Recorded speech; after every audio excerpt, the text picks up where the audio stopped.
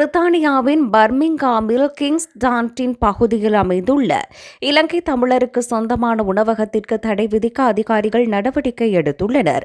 பூபதி சென்ற உணவகத்தில் சட்டவிரோதமாக தொழிலாளர்களை பணியமர்த்தியமை மற்றும் அவர்களை சுரண்டியமைக்காக அந்த உணவகத்தின் உரிமத்தை ரத்து செய்யுமாறு பிரித்தானிய உள்துறை அமைச்சு கோரிக்கை விடுத்துள்ளது. கடந்த ஆண்டு ஏப்ரல் 11 குடிவரவுத்துறை அதிகாரிகள் இந்த உணவகத்தில் அதிரடி சோதனை நடத்தினர். இதன்போது சமையலறையில் பணியாற்றிய 2 கைது செய்யப்பட்டனர். அவர்கள் ஒருவர் 2022 ஜூலை மாதம் ஒரு சிறிய படகு மூலம் சட்டவிரோதமாக பிரித்தானியாவுக்குள் நுழைந்தவர்.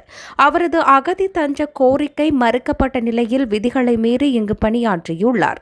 2வது நபர் 2007 ஆண்டிலேயே ஒரு லொரியில் மறைந்திருந்து சட்டவிரோதமாக பிரித்தானியாவுக்குள் வந்தவர்.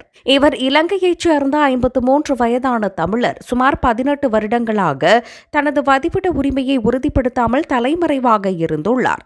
கைது செய்யப்பட்டவர்களிடம் நடத்திய விசாரணையில் அதிர்ச்சிகரமான தகவல்கள் வெளியாகியுள்ளன.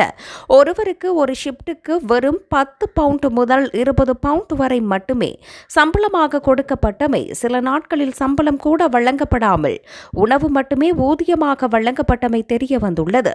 குறித்த நபர்கள் உணவகத்திற்கு மேலேயுள்ள அறையில் தங்குவதற்கும் உணவிற்கும் ஈடாக பணியாற்றியுள்ளனர். இதனை தெளிவான உழைப்புச் சுரண்டல் என அதிகாரிகள் வர்ணித்துள்ளனர். சமையலறையின் பின்புறத்திலேயே நில்லுங்கள், வெளியே வராதீர்கள் என உரிமையாளர் அவருக்கு அறிவுறுத்தியதாகவும் கூறப்படுகிறது. இந்த உணவகத்தை குணசிங்கம், ராசிதரன் மற்றும் சகிலா சின்னையா நடத்தி வருகின்றனர். இவர்களில் ராசிதரன் என்பவர் இலங்கையைச் சேர்ந்தவர். சட்டவிரோத தொழிலாளர்களை பணியமர்த்தியதற்காக இந்த நிறுவனத்திற்கு 80,000 பவுண்ட் அபராதம் விதிக்கப்பட்டது. ஆனால் கடந்த ஆண்டு ஆகஸ்ட் மாதம் செலுத்த வேண்டிய இந்த அபராத தொகையை இதுவரை நிறுவனம் செலுத்தவில்லை. இதனால் தற்போது அபராதத்தை வசூல் செய்யும் நிபுணர்களிடம் இந்த வழக்கு ஒப்படைக்கப்பட்டுள்ளது. மேலதிகமாக இந்த உணவகத்தின் மதுபான உரிமத்தை ரத்து செய்யுமாறு பர்மிங்காம் மாநகர சபையிடம் உள்துறை அமைச்சு கோரிக்கை விடுத்துள்ளது.